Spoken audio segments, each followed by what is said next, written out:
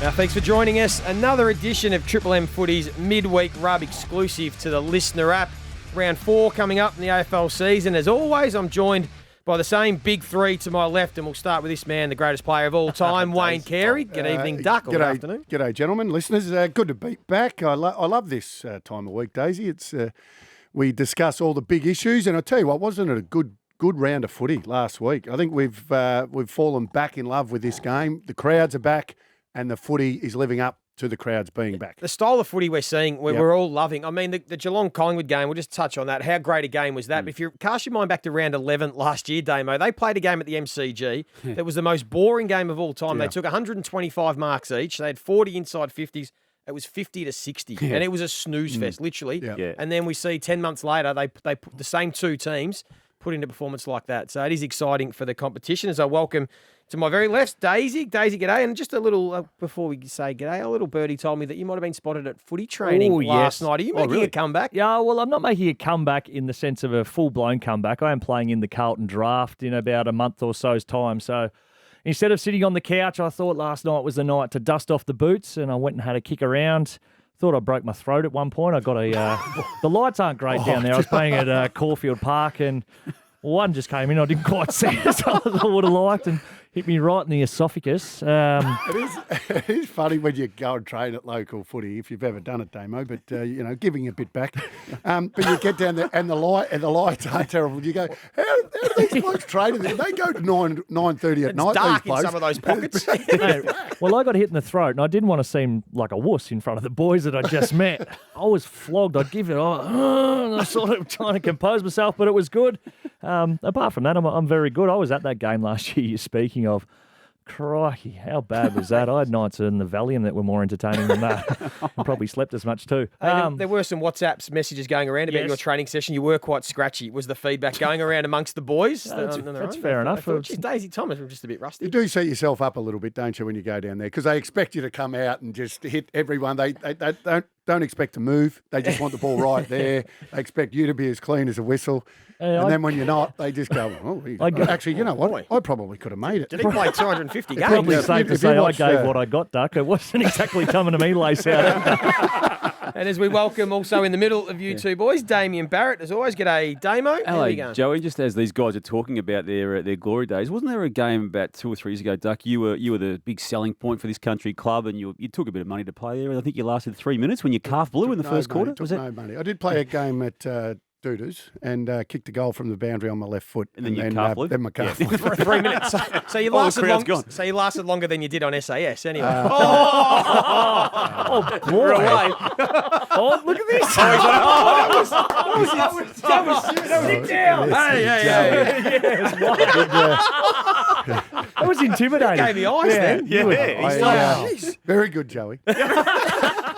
Damo, Is your camera on? Because that was brilliant. Are you breaking any news? Anything that's upcoming that we should keep our eye out for? Just chipping away at a special Triple M style investigation into some goings on inside the Triple M operations when it comes to footy. Just need to tick off a few more things, get it legal. And up the top, are we talking commentators, bosses? Where are we? A central part to what we do, Triple M footy. I'll just leave it at that. I just need to wade through a few more legalities attached to it. But you get nervous days? Yeah. Haven't said anything too bad. Not this year. Okay, good. Hey, we've got a big show today because we've got all the footy news. We'll get the Daisy Duck Dive. We'll have a look at our tips from last week. And the Oracle, he's going to go missing for a few weeks. Yeah, the Oracle. He was poo last week. What was the Oracle? I went with Gold Coast Suns. And look, I can take some responsibility, but they were just as bad as my tip, honestly. They didn't fire a shot until the last 5 minutes when the game was over. So I'll just part the Oracle for a bit. All right. And Duck, you've been making headlines still with the Kangaroos. Could they tune in? They listened to the Triple M, the Sunday Rub, and then they put it in the paper. Just said that you thought the Kangaroos celebrated too hard after their win, and I think you'll prove pretty correct. They took that form straight into the next week. That's right.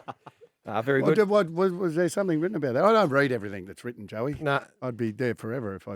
That was the point. You were making headlines again on that comment, Duck. Yeah, what do they call it, Damo? Outlets, when someone clickbaiters, or the right. Like when you speak, they I stand by it. By the way, seriously, I thought they did sing a little bit too strong. I also happened to be in the rooms after the Geelong comeback against Collingwood, and they sang it with gusto. There was no Gatorade thrown around. It was a big win. big moment, round, and you could tell they really enjoyed it. The Kangaroos saying there's twice as hard against a waffle team. And that's my point. My point, to not disagree with you, but they sung it because they knew that it wasn't going to be a win for a while. They played Brisbane and got touched up by 106 points, and then the coach is saying, bring your mouth guard. So when you are a lesser team, you have to enjoy the wins because they don't come too often. Nah, I don't celebrate when I beat my 3-year-old at Connect 4. Well, you should. But I'd celebrate if I beat you. A W is a W, Duck. Big concerns at Kangaroos. Hey, before we get into the footy news, Daisy, as always, you've got the hero of the round.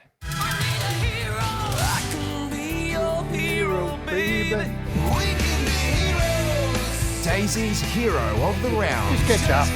It does, and your singing just gets me up too. Get you up.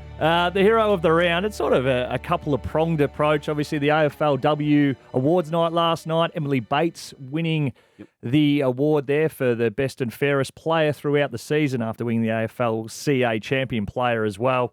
Delivered a beautiful speech, speaking about her father and thanking him for getting her into the game of footy up there at Yeronga. I think that's how you pronounce it. But the hero was that. That's brilliant. Well done. Capped off a fantastic season as a vice-captain or a co-captain up there. Craig Starcevich, her coach, was asked to then do a shoey as a part of the celebrations and duly saluted. Now, I know there'll be people and probably someone will find a way to say this isn't a very good example and whatnot, and someone will be able to misconstrue what it was rather than just a good celebration of a nice moment. But I thought it was a nice, relatable thing to do at a black tie event and just have a good time. Show that you're enjoying yourself in these modern day where you have to sit up straight and pretend that you're invested in everything. I thought that was a nice way to celebrate and cap off the night. It was great, but I got up this morning and had my 3-year-old. Oh, what happened? Mate, my 3-year-old was putting his fruit box in his shoe, so he's now. We got to reveal what happens here on this show. What about that? Are we going to put him in for that? We set this gag up. What about that? 5 minutes. We have to put him in now, don't we, Joey? Duck, I can't believe you've done that. So, can you lead this, Joey? Because Well, Daisy was very, very funny off air before we started. Yeah, just we were about to record. And said that Daisy said that this morning his daughter was channeling Craig Starcevich. But I thought he was Smashed getting out her- of it. I thought he wasn't going to I go. was setting myself He was up. setting it up. You rinsed me material. Let's do it again. Anyway, that's the Daisy, hero of the week. what happened this morning when Well, you got you up? wouldn't believe it. So, with the whole AFLW, you can't be what you can't see. Little Tilly there, 7 on Friday. A bit excited about her birthday celebration. Come downstairs. She's got a big M and her cornflakes. Just rips off her slipper and smashes the big M. Down it goes. Oh, boy. So it's good it's happened to your house and my house. That was not on the rundown. Oh dear, oh dear. Oh, let's straighten up here because up next we'll have Damo with all the footy news. This is Triple M Footy's Midweek Rub. We'll start with the AFLW because we spoke earlier about the awards night last night, and congratulations to Emily Bates and all the All-Australians, but the big GF Saturday afternoon. Yeah, and the fact that there's 4 representatives from both the grand final teams in the All-Australian team that was announced last night. Daisy Pearce entering it for a third time. Strangely enough, no Erin Phillips. I say strangely enough because she's got enough awards to this point of her career, but it's just... She didn't make the All-Australian team, Erin. Not last night, no. Not in last night's team. 4 of her teammates did, but not Erin. But... it's just a fantastic matchup, isn't it? I think since AFLW started, the 2 names that have been synonymous with its movement in the period of AFLW, Erin Phillips and Daisy Pearce, and here they are. They get to go against each other in that particular grand final. We're broadcasting it from midday Melbourne time on the M's across all networks, Joey. So, yeah, massive build-up to the game, and last night's awards just allowed the grand final week in that traditional sense to kick it off in a big way. Yeah, it was really well done. It is a legacy occasion for either Daisy Pearce to just cap off what has been an amazing career, or Erin Phillips can go for the Dusty Duck. She can go for 3 premierships and 3 Norm Smiths. Norm Smiths. She's already got 2 out of 2. And there is talk that, with Port Adelaide coming into the competition next year and her name, one of the great names of the Port Adelaide Footy Club may be the inaugural skipper for their footy club if she was to leave or go on. So Maybe a last game for the Crows. Who Potentially, knows? potentially. Just quickly, any update on the actual next season competition? They'll talk about August. Does that look like happening? I can't see how it won't now, Joey. They need to get the full playing group to sign off on it. But I've been told that the captains that gathered in front of the commission yesterday as part of the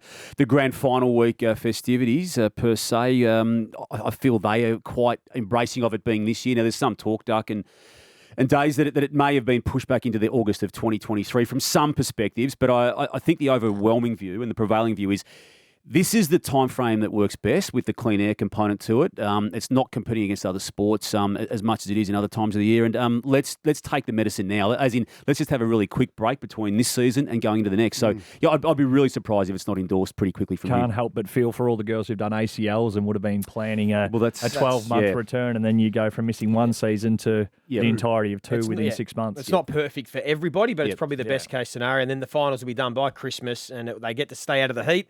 And as I said, they get their opportunity. On the calendar. That's right. Hey, Damo, Geelong-Brisbane. It's another big clash Friday night down at Geelong. They're starting to form a bit of a really strong rivalry between the two. Just before we get to that rivalry, Joel Selwood, who passed Stephen Kernhan's 2-2-7 games as captain last week, will be rested for this particular game. Chris Scott has said that today being Wednesday, that he won't be playing on Friday. But I just go back to quarter time last year, Duck, when Gary Rowan and Lockie Neal came together, and Chris Scott didn't like what he saw from Lockie Neal, and Lockie Neal threw something back at Chris Scott, and then Harris Andrews threw something, and someone said something about Chris Scott's hair, and then someone said about what are you about you guys choking in last year's grand final, which was against Richmond, and it just took off. And of all people to calm it down, it was Joel Selwood who grabbed Chris Scott out of the fray, and then Chris Scott and Chris Fagan came together before they went back up to their boxes for the second quarter. I love it because we talked about rivalry last week when we were talking about showdowns and derbies and even the GWS and Swans rivalry, but it needs the spark, the fire, doesn't it, to really give them a kick along. And I reckon this one, given they've both got premiership aspirations this year, obviously, and have in the past,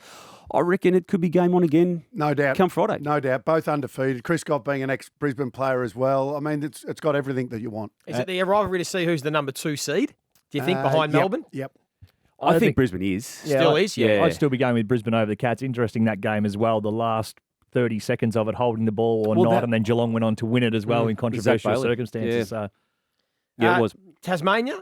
Yeah, what are the roads today? Just in light of Peter Goodwin, the Premier in Tasmania, standing down for health and family reasons, and that is absolutely the case. It's not a jeopardising blow to the whole Tassie licence, but it's not something that helps it either. I say that because he, more than any other person in that state, had been able to get the issue to the point where it was almost a fait accompli, and it might still be, that they get the endorsement in August for a licence that could come into the play by 2028. Him not being there, the political support for it was always the starting point. He'd got his party to the line.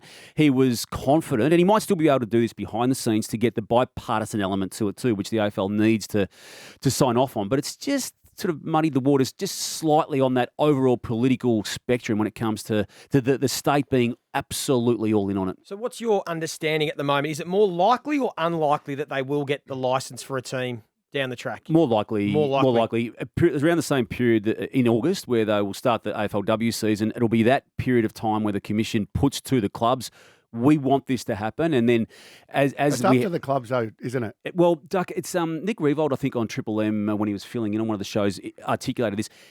If the AFL Commission puts it to the clubs, this is what's going to happen. It only needs the endorsement of 6 of the 18 clubs. Oh, really? Not the non-endorsement. But the AFL also too won't do it unless it is effectively unanimous. So not even majority. If they present it a certain way, the politics around it. I'm not sure they'll get it. I'm not sure the clubs would agree. I'm not as of right now. Why would the club say no? Just takes more away from them. They'll want their own guarantees. And then I think the conversation then, and as I've written a few times already this year, I think private ownership or aspects of private ownership come into the Tasmanian team and the most recent expansion teams in Gold Coast and GWS and maybe even some other clubs. We're not talking about the old Christopher Skase and Jeffrey Edelston full in ownership by one person, but aspects of that type of capital being injected. The only issue I have with it, and it's got nothing to do with Tassie, because they're a great football state, and they have been forever and a day, and produced some of the greatest footballers the game has seen. It's not to do with that. We're a country where we just don't have the population and we don't have the talent that can have that many teams. We're diluting the talent pool and we have done with GWS and Gold Coast in recent times, and it gets diluted again if Tassie, and then people are saying if Tassie comes in, then Northern Territory to make it an even or 20. Or the third one in WA, I think would be the favourite option. So there's 20. So you think about the talent, and then think about the game. So the talent comes down because of our population. That comes down. The standard of the game comes down. Then less people, I think, watch it. It can have a ongoing effect. I see it evolving differently in the AFL. I think we need to get to a level where it becomes high performance, where we don't have 45 players on a list and we spend so much of our resources, Daisy, as you know, on development. I think we need to make it an elite competition where we have 35 players on your list that are all capable of being AFL players. Yeah. So that does bring the pool back down by, if there's 10, 12 less, that's almost 200 players less that go back into the pool to the lower tier competition. And then the Tasmanian team can, get the best 35 players. I think we spend too much time and resource developing. There's so many players that Daisy and I, and you would have even played with Duck, that never made it, that we spend so much time and resources on trying to get them up to AFL level. I can see the competition evolving where that happens at a different level. That's under 18, the second tier competition, whatever that looks like. And once you get to AFL level, you're elite and you're ready to go. I think it needs to get to that. So that way you're saving money and resources. There's less money going around to players. And maybe that's a way that we can keep the quality of talent higher. You're not going to get the votes, though, from the clubs who are last, second last, third last, if that means jeopardising draft picks. Is that sort of the model? Well, yeah, you won't. But those clubs that do finish down the bottom ladder are often the ones that are beholden to AFL for money anyway. So to say no to something the AFL's putting to you, that comes with its own risks. 6 years' time. So the Kangaroos are hoping by 2028 that they're not still down the bottom. They would like to be thinking they're a contender. Daisy thinks they should be relegated. So. Wow. I might have said that halfway through the game on the weekend. Did you really? I'm not going to lie. Look, they weren't great, but it wasn't serious. It was a bit tongue-in-cheek. And lastly, Damo, just Port Adelaide. Obviously got Melbourne Thursday night, tomorrow night as we speak. What's the fallout, do you think, if they lose again and go zip 4? It's going to be really interesting, isn't it? I mean, I don't think anyone's got an expectation they win the game, but they need to get a win somewhere, don't they, Duck, before the season totally gets away from them. At 0-3, and it's not where they felt they were going to be. It's not where they wanted to be coming off a prelim final last year. It's not ideal for them, but they're a team for me. So I think they'll go 0. I'll be tipping Melbourne, obviously, because of the form. But I think Port Adelaide are a team that can string 7 or 8 wins on the trot. So they might be 0-4, but they will get on a roll at some stage. Therefore, I still think Port Adelaide will play finals footy this year. So I'm not one that is prepared to give up on them, even though they will be 0-4. You think Port Adelaide can still play finals from 0-4? Yep. I think I saw a stat. Only 1 out of 33 teams that are zipping 4 have actually made finals for a long time. That's very, very hard to do. Yeah, and they've been the sport's littered with teams. Not many teams win 7 or 8 games in a row, Duck, in a season. Well, I think Port Adelaide are capable of doing it. I think Melbourne are capable of doing it. I think Brisbane are capable of it. Brisbane started 0-3 last year, was it? Brisbane? I think they zipped 1-3. Yeah, 1-3. 1-3. Yeah, 1-1 after the siren against the Essendon and the Giants were zip 3, or were they zip 2 as well? No, they were zip 2 and made finals. Yeah. So anyway, I still think they can do it, Port Adelaide, even though they will be 0-4. I'd love to see the confidence levels inside the place, and whether or not this is not by design, obviously to be zipping 3. But you think back to the last couple of years, they've been humming pre-season, first part of the season, middle part of the year, and then fallen away when they've needed to be going the most.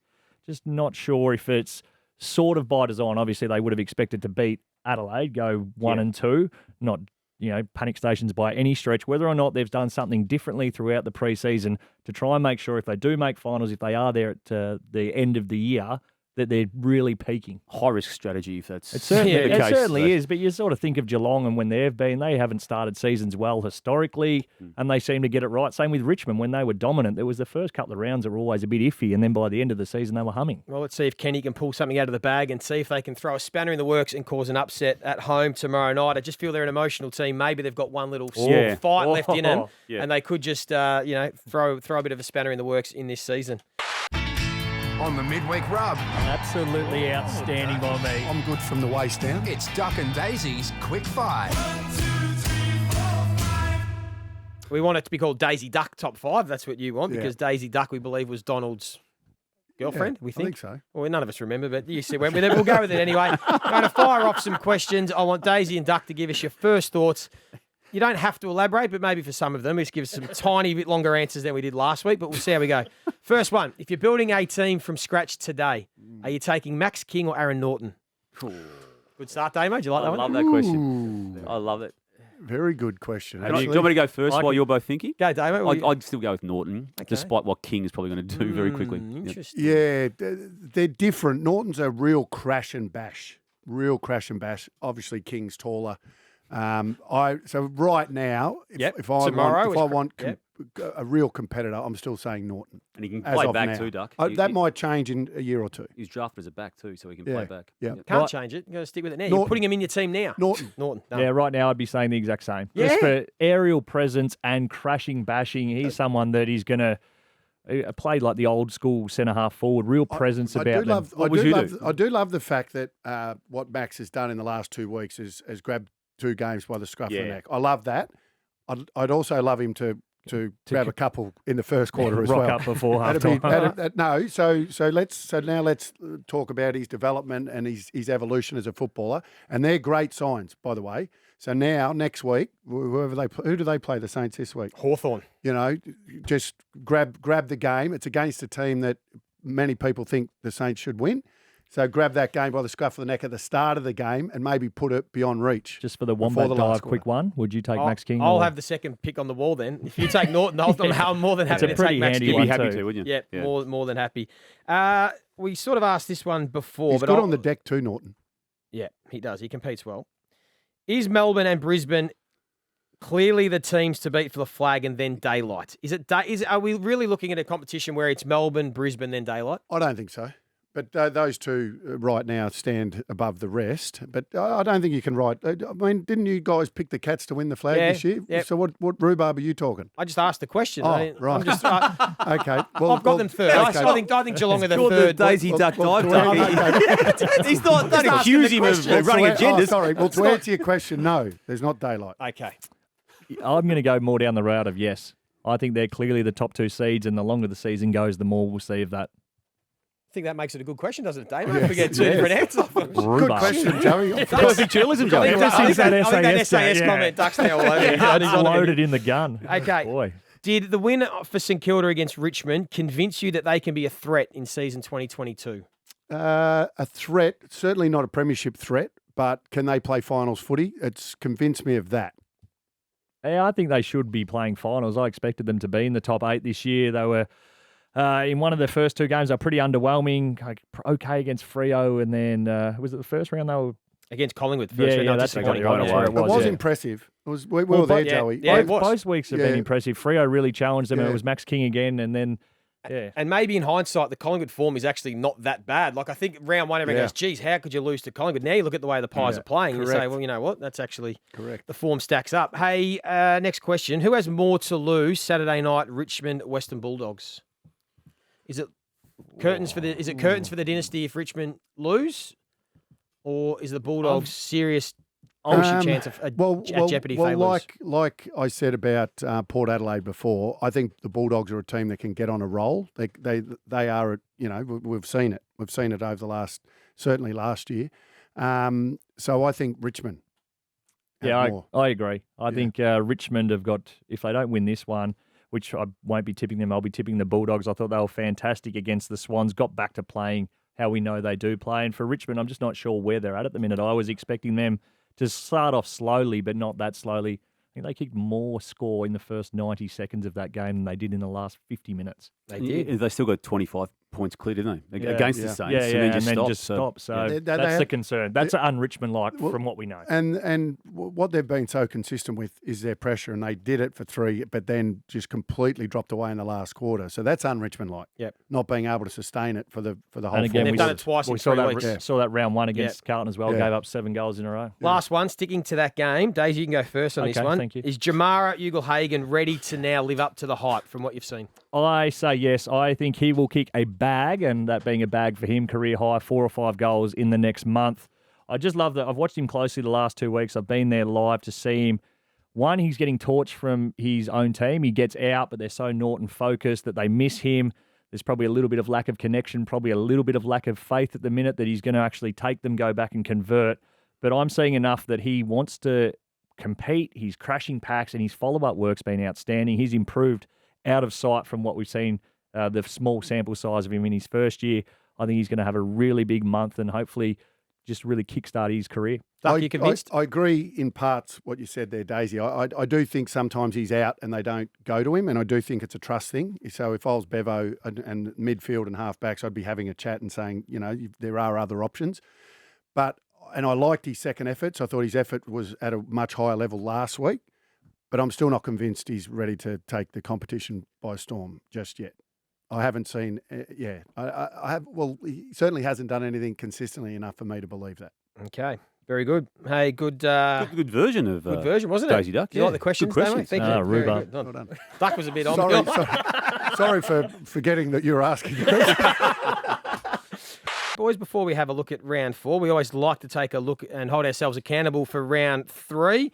Firstly, credit to you, Duck. You were the only one that tipped St Kilda to beat Richmond, and you said Richmond, they hate playing at Marvel Stadium. Yeah, An away game for them. They don't like travelling. I don't like travelling. They were 25 points up through the third day, but no, I'm glad I got that one. Yeah, well done. Hey, I was the only one to tip the Western Bulldogs. I did mention I just have some slight concerns about Sydney. You did. I still do, but they've got the Kangaroos, so they've got no concerns this week. But just keep an eye on the Swans, and we all tipped Carlton, so we just got over the line there. So never in doubt. Now, the Oracle we said's gone.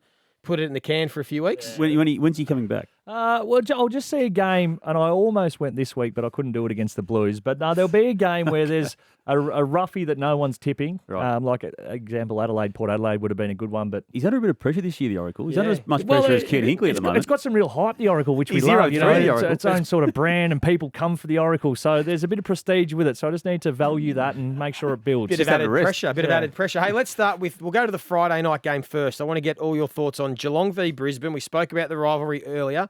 Down at GMHBA Stadium, what are we thinking?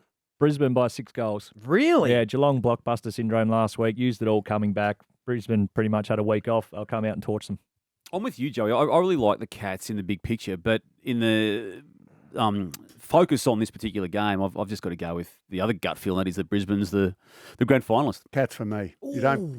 Don't tip against the Cats down there. I'm with you, Duck. I'm doing the opposite. The old Brisbane game against the Kangaroos, the old walk in the park game. Teams always then struggle to get up the following week because they haven't really had a competitive hit out. So I'm going to go the Cats as well. Trains, planes, automobiles to get down there. 2 each. All right, Geelong, Brisbane. That's going to be a beauty, by the way. Hey, the other beauty that we mentioned earlier, we asked about Richmond Western Bulldogs. Who are we tipping in that one? Can anyone see Richmond finding a way to bounce back MCG Saturday night? Or is it the Dogs? Richmond could win it, but I'm going with the Dogs. I think the Dogs. Been burnt already too many times by Richmond this year, so Dogs. Yeah, I can't find Richmond. I can't land on them when they do win, and I miss them when they don't. Western Bulldogs, as I said, I thought they were fantastic against the Swans. They got back to being hard and tough around the ball, flicking it around, using each other, bringing each other in. I think Richmond won't be able to stop that for long enough. Yeah, I'm very confident the Dogs will win this. I think we've seen against Richmond, if you can bully them and dominate through the midfield, that's their Achilles heel. Giants did it. St Kilda got it going in that third and fourth quarter. I think the Western Bulldogs midfielders will be too good for Richmond and they should win that game. The other one, Hawthorn-St Kilda. This will be a beauty on Sunday afternoon. This is a toss of the coin. Hawks are going very, very well. They were very good against the Blues. Number one defence in the competition at the moment. Are they? There you go. They've scores inside 50. Yeah, CJ is an absolute bums on seat sort of man. I was there watching him live. So athletic. It's brilliant to watch.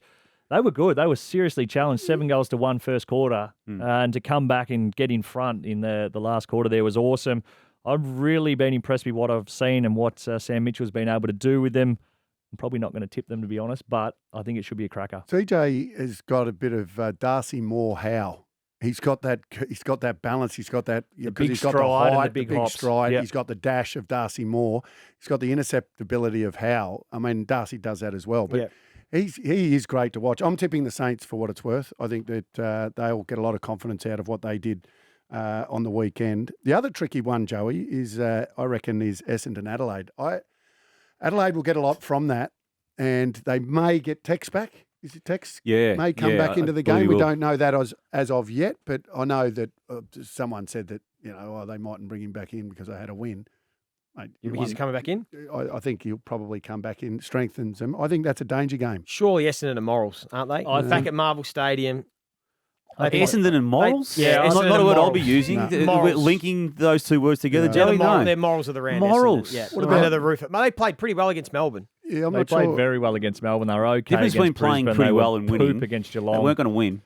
No, they weren't going to win, but they That played form, pretty well. if they can produce that against Adelaide, that should be good enough to win. At Marvel, you've got to go with them. And the other one, Fremantle GWS. That's a 50-50. Yeah. I'll be going with... I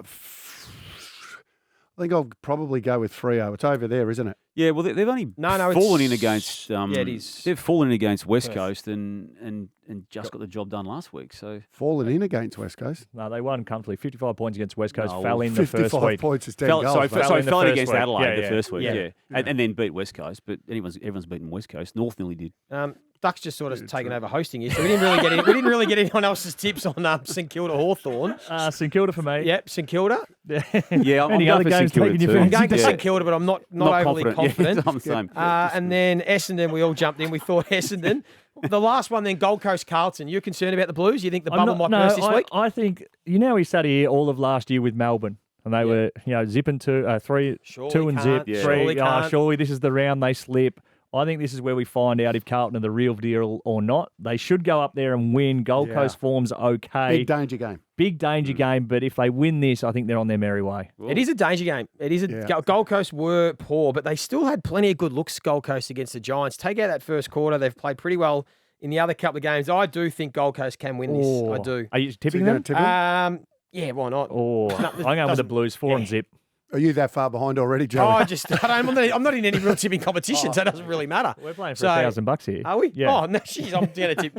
No, I'll stick with Gold Coast. I think Gold Coast can cause an upset. Sure. Would you tip, Damo? I'll be going with Carlton, but I just can't get my head around Gold Coast being a team I tip at this stage of their life. Are we already with Carlton, and as good as they've been, if Cripps goes down, he's the one, isn't he? You'd like to think now, not. You'd like to think with Walsh, Chera, Hewitt, they can all step up. I don't think there's any other the top teams at the moment that you look at and say, well, if he goes down, they're buggered. Like, you look at Melbourne, they've got some key defenders out. There's other team, but right now for Carlton, you just go, if Cripps was to be injured, then I reckon they can probably cover for any other midfielder. You're right. Cripps is the one who is playing unbelievable footy. Should have almost 9 Brownlow votes. If not, he'll definitely have 8. Yeah. He's been huge. So, fingers crossed he doesn't, though, because hopefully he can continue to lead that team, which he's doing in fine fashion. And, of course, the AFLW Grand Final, as we said earlier, Saturday, it'll be on Triple M, 12 o'clock. Who wins? What it's worth, I'm tipping Adelaide. Yeah, Adelaide are same. the best defensive team in the comp by a mile. So Melbourne are a scoring team. They kept Melbourne to like 14 points or something really low when they played earlier in the season. I just think it's going to be tough work for the D's over in Adelaide. So I think Crows will win their third flag. because Adelaide have won a couple already, and I love Aaron Phillips and what Adelaide do, but I'm just for Melbourne. Yeah, we want to and see. Daisy, I'd love to see Melbourne I think win.